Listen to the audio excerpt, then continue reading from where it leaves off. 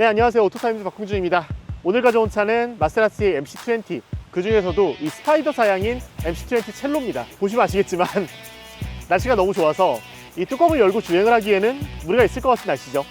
비 오는 날에 컨버터블이라니. 아무튼 어쨌든 이 차 어떤 자동차인지 오늘 한번 살펴보겠습니다.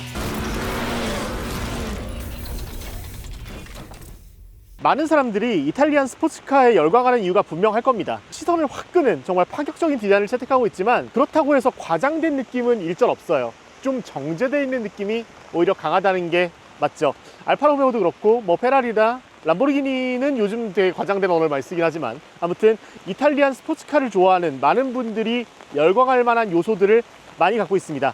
자세히 보면은 정말 그 군더더기 없는 유려한 디자인을 갖고 있는데 엄청 스포티해 보여요. 꾸밈이 없는데 스포티하다는 거. 이 차의 성능을 은연중에 들어간다는 건 정말 엄청난 디자인 능력이죠. MC20는 이름에서도 유추할 수 있듯이 한때 이 마세라티의 전설로 꼽히는 스포츠카 중 하나죠. MC20를 계승한 자동차예요. 그렇다 보니까 디자인 요소가 많이 닮아 있는 걸 아실 수 있습니다. GT 클래스나 이 르망 클래스에서 활약할 것 같은 레이스카를 연상시키는 낮은 전면부, 그리고 이 넓은 앞을 거의 덮다시피 하고 있는 라디에이터 그릴이 특징이고요. 그에 비해서 상당히 단촐하게 디자인되어 있는 이 헤드램프도 인상적인 부분 중에 하나입니다.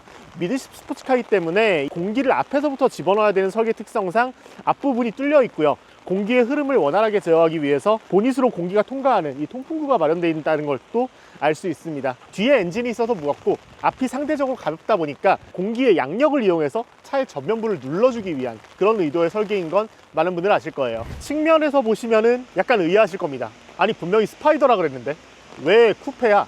이런 생각 하시는 분들이 있을 거예요. MC20 첼로는 분명히 스파이더예요. 그런데 하드톱 컨버터블을 채택하고 있고 톱을 닫은 상태에서는 쿠페의 유려함을 그대로 유지하기 위해서 제법 자연스러운 디자인을 채택하고 있다는 걸 알 수 있어요. 이 C필러 부분이 일반적인 MC20와는 다르게 설계가 되어 있는데 미드십의 느낌을 더 강조하면서도 첼로만의 독특한 디자인 아이덴티티를 보여주는 그런 포인트인 것 같습니다.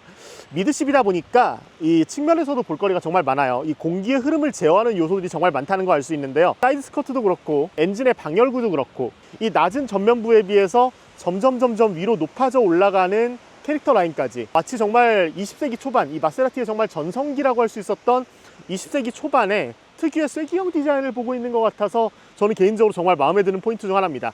물론 그 시절처럼 마냥 날카로운 디자인은 아니지만 휠이 지나가는 아치 부분은 부풀려서 나름대로 볼륨감 있는 디자인을 구현한 부분도 알 수 있어요. MC20 같은 경우에 문짝이 이 버터플라이 타입으로 열린다는 거 많이들 아실 거예요.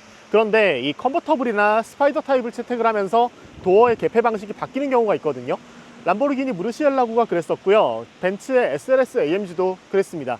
그래갖고 저는 당연히 MC20 첼로도 문이 이렇게 옆으로 열리는 일반적인 타입일 줄 알았는데 이렇게 똑같이 버터플라이 타입을 유지하고 있습니다. 이 부분은 정말 놀라운 부분 중에 하나인 것 같아요. 기능도 기능이지만 예쁜 건 절대 포기 못하는 전형적인 이탈리아 스포츠카의 디자인 철학을 보여주는 요소인 것 같습니다. 미드십이기 때문에 당연히 앞과 뒤의 타이어 사이즈는 달라요. 뒷타이어 폭이 무려 300에 달하는데요. 일반적인 승용차의 타이어 폭이 한 260에서 270 정도 된다는 걸 생각하면 정말 어마어마한 폭이라는 걸 알 수 있습니다. 타이어는 브리지스톤의 세미슬릭 타이어가 적용이 되어 있어요. 요즘의 스포츠카들은 미드십을 채택하고 있다고 하면은 기본적으로 사륜구동을 채택을 하곤 하는데 MC20 첼로 같은 경우에는 모든 동력을 오로지 뒷바퀴로만 보냅니다. 차의 후면부는 최근에 공개되고 있는 마세라티의 주요 제품들과 비슷한 기조를 취하고 있다는 걸 알 수 있어요. 그레칼레도 그렇고 이 그란투리스모도 그렇고 최근에 마세라티 디자인과 상당히 유사한 기조를 보여주고 있는데 이 MC20가 가장 먼저 나왔고 이 차들의 디자인에 영향을 미쳤다는 걸 생각하면은 마세라티가 어떤 디자인을 추구를 하고 있는지 어느 정도 가늠을 할 수 있을 것 같습니다. 이 첼로가 가장 다른 부분 중에 하나가 이 부분입니다. 트렁크 앞쪽 부분, 엔진 덮개가 하드톱으로 설계가 되어 있어요. 일반적인 MC20 같은 경우에는 이 엔진을 어느 정도 들여다볼 수 있는 경량 아크릴 소재가 적용이 되어 있는데 반면 강성 그리고 톱을 닫았을 때의 자연스러운 디자인이 무엇보다 중요한 스파이더의 설계를 고려를 해서 이 부분을 일반적인 차체 색상과 동일한 하드톱으로 채택을 했다는 걸 알 수 있습니다. 옵션을 추가를 하면은 뒤쪽에다가 크게 마세라티 로고를 추가를 할 수도 있다 그래요. 아무튼 이런 부분의 차이가 있다는 걸 알 수 있고 뒤에 조그맣게 쪽창이 있다는 거 보이시죠? 저걸로 뭐가 보이겠나 싶으시겠지만 생각보다 후방 시야가 괜찮습니다. 트렁크는 좀 귀엽습니다. 이렇게 두 번 누르면 이렇게 열리는데 지금 가방이 이렇게 제 노트북 가방과 PD님의 촬영 가방 하나 이렇게 놓고 나면은 블랙박스, 삼각대 이런 거 정도가 들어가 있고, 그냥 편의점에서 간단하게 뭐 사다가 갈 수 있을 정도의 공간 정도가 있고, 오늘 비가 와가지고 이 장우산 하나 넣어보려고 했는데 이 장우산도 안 들어갈 정도로 작더라고요. 구색만 갖췄다는 거 알고 있으시면 될 것 같습니다.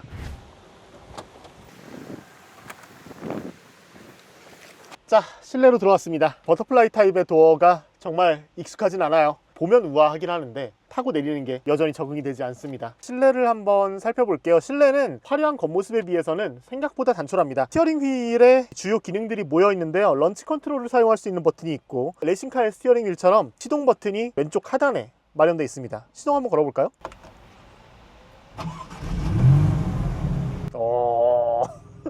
이지 액세스 기능까지 적용이 되어 있다는 거 아실 수 있는데, 왼쪽에는 크루즈 컨트롤이 적용되어 있고 차고를 일시적으로 끌어올릴 수 있는 이 리프트 버튼, 그리고 통화, 음성 인식, 볼륨 조절할 수 있는 미디어 버튼이 마련이 되어 있다는 거 알 수 있습니다. 6시 방향과 12시 방향은 카본 패턴, 그리고 운전자의 손이 닿는 부분은 알칸타라로 처리가 되어 있어서 정말 레이스카의 스티어링 휠을 보고 있는 것 같은 그런 느낌을 줍니다. 곳곳에도 알칸타라 소재가 적용이 되어 있어요. 이 천장 헤드라이닝도 그렇고 A필러, 송풍구 이런 부분까지 모두 알칸타라로 덮어놔서 정말 고급스럽습니다. 센터 터널도 이렇게 카본 패턴으로 마감했다는 걸 알 수 있는데요. 여긴 정말 단촐하게 되어 있습니다. 주행 모드를 바꿀 수 있는 다이얼이 정말 큼지막하게 마련되어 있고, 안에 디스플레이를 내장해서 주행 모드를 직관적으로 확인할 수 있도록 보여주고 있어요. 안쪽에는 무선 충전 패드가 하나 자리 잡아 있고요. 기어 같은 경우에는 이 두 개의 버튼으로 조작을 하는데요. DM, 드라이브 매뉴얼이라는 거고, R, 후진이라는 거죠. N하고 P 어디 갔어? 뭐 약간 이런 생각하실 수 있는데, 파킹 버튼은 없습니다. 다만 지금 드라이브 모드를 체결한 상태인데요. 드라이브를 체결한 상태에서 시동을 끄면은 자연스럽게 파킹과 사이드 브레이크가 체결이 됩니다. 중립기어는 그럼 어떻게 넣냐 궁금해 하실 분들도 있을 것 같은데, 사실 뭐 중립기어 얼마나 체결할 일이 있을까 싶긴 합니다만, 패드 시프트 양쪽을 동시에 당기면 중립이 체결이 되고, 그 뒤에 오른쪽을 당겨주면은 드라이브 모드로 다시 전환이 된다고 해요. 이거는 일반적인 레이스카의 조작 방법과도 동일합니다. 마세라티가 이 모터스포츠에서의 오랜 헤리티지를 강조하는 포인트 중에 하나인 것 같아요. 그리고 이 양 옆에는 두 개의 윈도우 스위치, 그리고 락 버튼이 마련이 되어 있고요. 그 뒤쪽으로 볼륨, 그리고 이 미디어를 조절할 수 있는 버튼, 볼륨 조절과 음악이나 채널을 넘기는 버튼이 겸해 있는 다이얼이 조그맣게 마련되어 있는데, 솔직히 이런 버튼들이 디스플레이 하단에 위치한다는 걸 생각을 해보면은 사실 익숙해지기 전까지는 손이 잘 닿지 않을 것 같은 그런 아쉬움이 듭니다. 디스플레이도 마련이 되어 있는데요. 뭐 약간 좀 너무 뜬금없게 붙어 있는 것 같다는 느낌이 들긴 하는데, 어쨌든 뭐 그렇게 크지도 적지도 않은 적당한 사이즈인 것 같습니다. 10인치 정도 되는 것 같아 보여요. 여기에서 거의 대부분의 기능을 제어할 수 있는데요. 온도 조절은 물론이고 열선 시트도 여기서 조작할 수 있고, 차와 관련된 주요 기능도 여기서 작동시킬 수 있습니다. 이 룸미러의 디밍 기능도 여기서 선택하실 수 있고요. 첼로라는 버튼을 누르면은 이 루프가 지금은 불투명하게 되어 있는데 투명하게 바뀝니다. 문 톱을 열고 닫는 것도 여기서 조작할 수 있고, 후방 상황을 이렇게 카메라로 볼 수도 있죠. 제법 편하게 설정할 수 있다는 걸 알 수 있고, 무선 애플 카플레이라든지 안드로이드 오토도 당연히 지원을 하고요. 차의 주요 정보는 물론이고 이 드라이브 모드가 어떻게 작동하는지도 한눈에 확인을 할 수 있습니다. 시트 같은 경우에는 이 레이싱 시트로 정말 유명한 곳이죠. 사벨트와 협업을 통해서 제작을 했다고 해요. 헤드레스트 일체형 버킷 타입의 시트고요. 일반적인 버킷 시트가 사실 이렇게 시트 포지션을 조절하는데 그렇게 친절하지 않지만, 앞뒤 조절도 되고 등받이 각도 조절도 할 수 있어서 충분히 운전자에 맞는 포지션을 설정할 수 있습니다. 스티어링 휠 같은 경우도 일반적인 승용차처럼 스티어링 휠의 위치를 나한테 맞게 조절할 수 있는 것도 특징이고요. 사실 이만한 센터 콘솔과 이 컵홀더를 쓸 수 있을까요? 컵홀더는 정말 어떻게 써야 되지? 이렇게 컵홀더는 사실 정말 구색만 맞춰 놓은 것 같은데, 아무튼 컵홀더가 하나 있고, 요즘 쓰는 큰 텀블러는 안 될 것 같아요. 종이컵이나 캔 정도만 꽂을 수 있을 것 같은 크기가 나오고, 여기다가 뭘 집어넣을 수 있죠? 손가락 1개 정도의 깊이 되는, 한 뼘도 안 되는 너비의 센터 콘솔이 마련이 되어 있습니다. 안에 이 USB와 C타입 포트가 마련이 되어 있어서 카플레이를 유선으로 활용하실 수도 있을 것 같아요. 후속 윈도우 시야가 좁지 않겠냐, 저걸로 뭐나 보이겠냐, 뭐 이렇게 말씀드렸지만 생각보다 시야감이 괜찮아요. 그리고 결정적으로 이 전자식 룸미러가 적용이 되어 있습니다.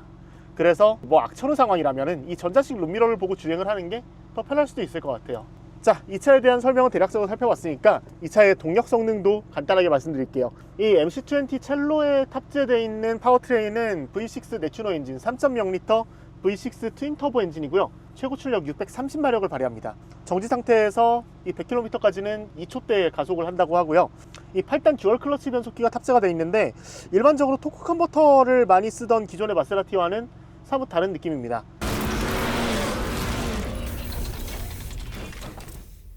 자, 이제 도로 위로 올라왔어요. 비가 와서 차에 대해서 얼마나 대단한 걸 소개를 해드릴 수 있을까 싶긴 합니다. 일단은 시승차의 타이어 상태가 세미 슬릭 타입이기 때문에 이렇게 빗길에서는 좀 그립력이 제대로 나오지 않습니다.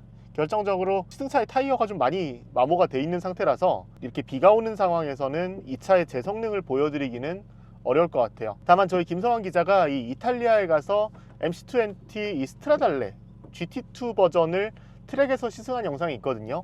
이 MC20의 성능이 어떤지는 이 영상을 통해서 좀 더 구체적인 퍼포먼스에 대해서 참고를 하실 수 있을 것 같으니까 그 부분 참고 부탁드릴게요. 지금 시내에 나와 있는데 도심 주행을 하면서는 좀 어떻냐라고 생각하시겠지만 여느 슈퍼카들이 그렇듯이 불편합니다.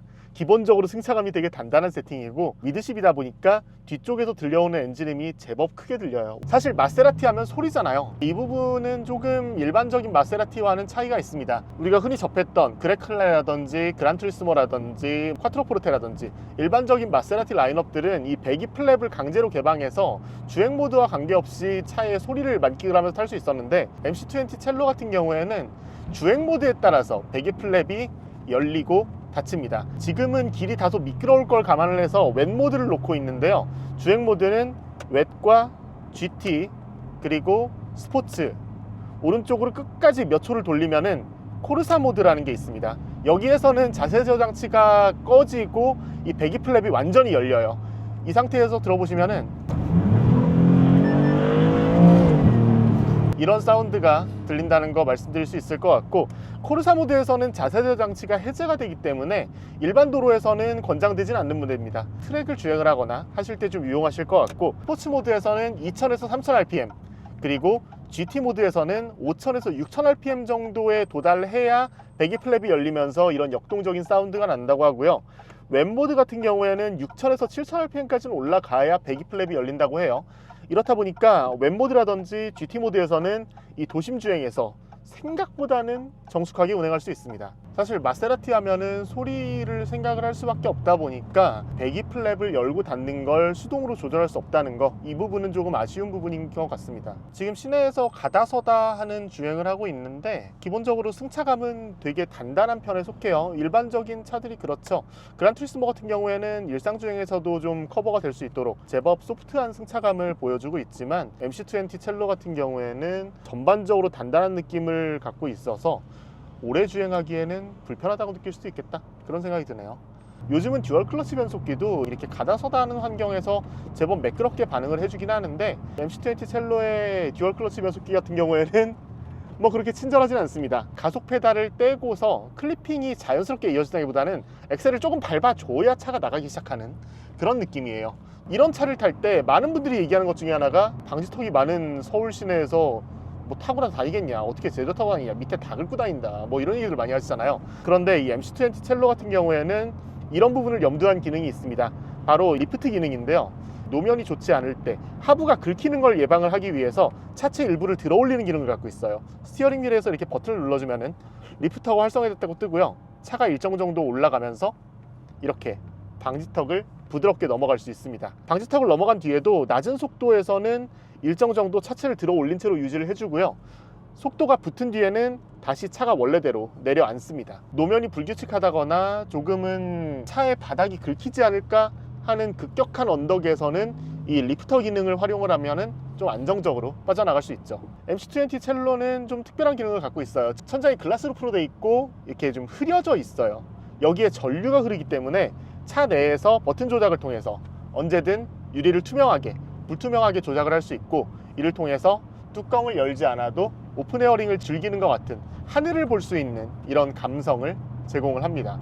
오늘은 보여드리지 못하지만 이 스파이더톱 같은 경우에는 시속 50km 미만에서 열고 닫힌다고 합니다. 도심 제한 속도가 뭐 50km 정도라는 걸 생각을 한다면은 시내에서 주행하다가 언제든 열고 닫을 수 있는 그런 기능이라서 꽤 유용한 것 같네요. 자, 이제 속도를 좀 높일 수 있는 자동차 전용 도로에 들어왔습니다. 한번 본격적으로 운전이 담보된 상황에서 좀 한번 달려보도록 할게요. MC20 같은 경우에는 기본적으로 꽤 높은 출력을 발휘하는 차이기 때문에 이런 빗길에선 더욱 신중해야 됩니다. 안전이 답보된 상황에서만 가속을 한번 해볼게요. 사실 이 640마력이라는 출력이 결코 평범하지 않죠. 실제로는 지금 도심에서 주행할 때 가속 페달의 담력이 꽤 셌는데 후반에서도 과연 이럴까? 한번 밟아보도록 하겠습니다.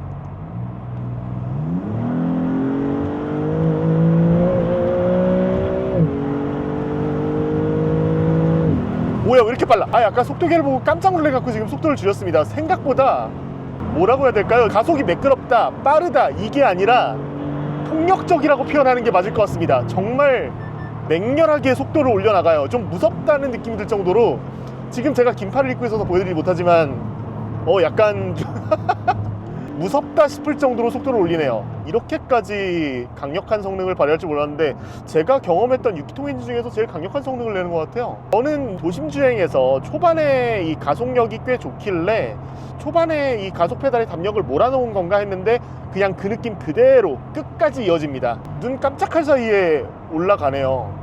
사실 6기통 엔진이라 무시한 것도 있었지만 그 이전에 보여줬던 마세라티의 이 편안함과 퍼포먼스의 조화를 보여줬던 이전의 마세라티의 색깔과는 엄연히 다르게 편안함보다는 조금 더 퍼포먼스에 초점이 맞춰져 있는 우리 이 정도도 낼 수 있어 하는 걸 보여주는 것 같습니다. 사실 네튜노 엔진 자체의 성능에 대해서 좀 의구심을 갖고 있었던 건 사실이에요. 6기통이 얼마나 속도를 낼 것인가, 이 페라리에서 엔진을 받아서 쓰던 회사가 과연 자체적으로 제작한 엔진이 얼마나 저력을 발휘할까 약간 의구심이 있었는데 정말 기우에 불과했습니다. 생각한 것 이상으로 이 엔진의 필링이 너무 좋고 가속 성능도 정말 폭발적이네요. 마치 레이스카를 운전하고 있는 것처럼 가속 페달의 응답성도 재빠르고요, 반발력도 강해서 밟는 것보다 훨씬 더 강한 성능을 냅니다. 이렇기 때문에 제가 폭력적이라고 표현을 드리는 건데 배기 플랩을 좀 열면 어떨까요? 스포츠 모드로 바꿔서 속도를 한번 내보겠습니다.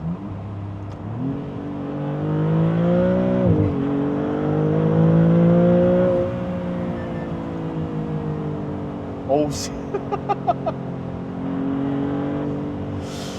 타이어 상태가 좋지 않아서 그런지 노면이 좀 미끄러우니까 가속하는 상황에서 뒷바퀴에서 약간의 슬립이 발생해요. 좀 저도 무서워서 속도를 좀 줄였는데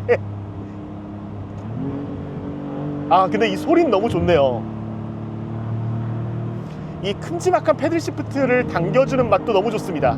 그리고 여러분 아까 혹시 가속할 때 소리 들으셨나요? 터보차저의 공기가 빠져나가는 소리가 지금처럼 들리나요? 네, 이 소리 너무 재밌고 가속 페달을 뗐을 때도 들리고 변속을 할 때도 들려요. 이 뒤에서 정말 무지막지한 640마력을 내는 어마어마한 엔진 사운드가 뒤에서 들려오고 있으니까 뒤에서 뭔가 무서운 게 쫓아오는 것 같은 그런 느낌도 드네요.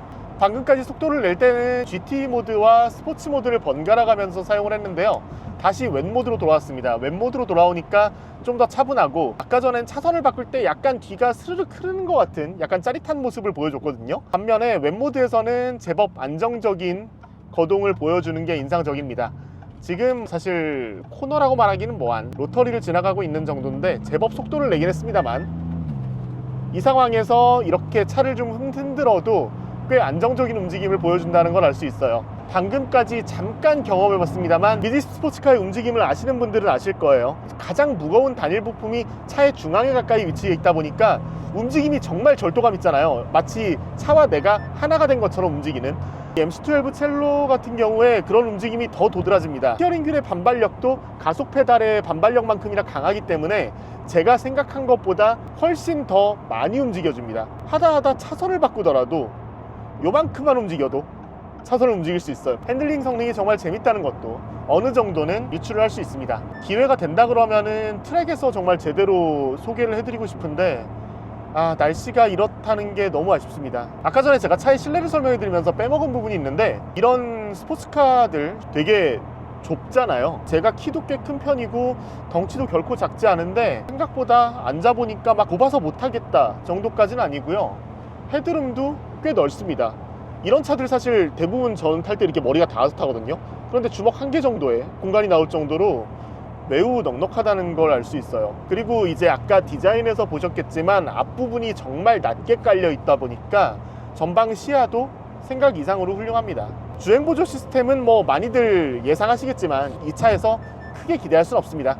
뭐 차선 이탈 경고 이런 거 없고요. 측방 경고 시스템이랑 속도 고정식 크루즈 컨트롤 요 정도만 마련이 돼 있어요. 이 차에서 이렇게 핸들을 떼고 뭐 이렇게 오랫동안 운전하고 그럴 일도 없고, 결정적으로 이 브레이크의 응답성이 정말 훌륭하거든요. 카본 세라믹 브레이크가 적용이 돼 있는데 시내에서는 정말 브레이크의 한 10% 정도도 사용을 안 한 것 같아요. 그래도 일상 주행에서 충분한 제동력을 발휘를 해주고, 이렇다 보니까 트랙에서나 낼 수 있는 200km 이상의 고속에서 브레이크를 밟아도 제법 안정적인 제동력을 발휘를 해줄 것 같습니다. 제가 방금 전에 잠깐 달려봤을 때도 마찬가지였던 게 이 제동 성능도 아주 안정적이거든요. 카본 세라믹 브레이크가 밀린다? 뭐 좀 안 밟힌다? 이러면 거짓말이죠.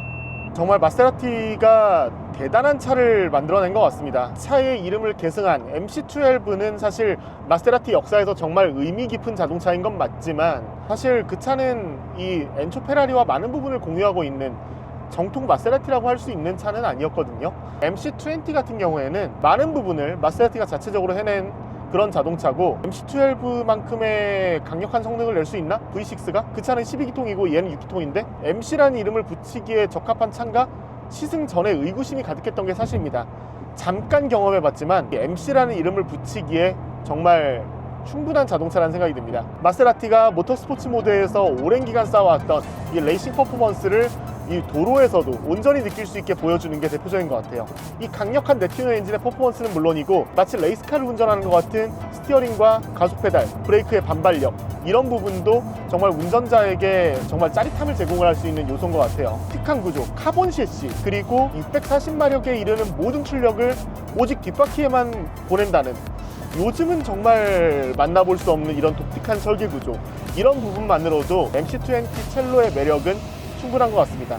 오늘 날씨가 굳어서 차에 대해서 제대로 소개를 못 해드린 점 좀 죄송하긴 합니다. 다음 기회에 뭐 트랙이라든지 좀 더 제한되어 있는 환경에서 차를 좀 더 제대로 타볼 수 있으면 그때 제대로 이 차에 대한 리뷰를 해드릴 걸로 약속을 해드리면서 저는 또 다른 자동차 소식으로 인사드릴게요. 전 지금까지 오토타임즈 박승준이었습니다.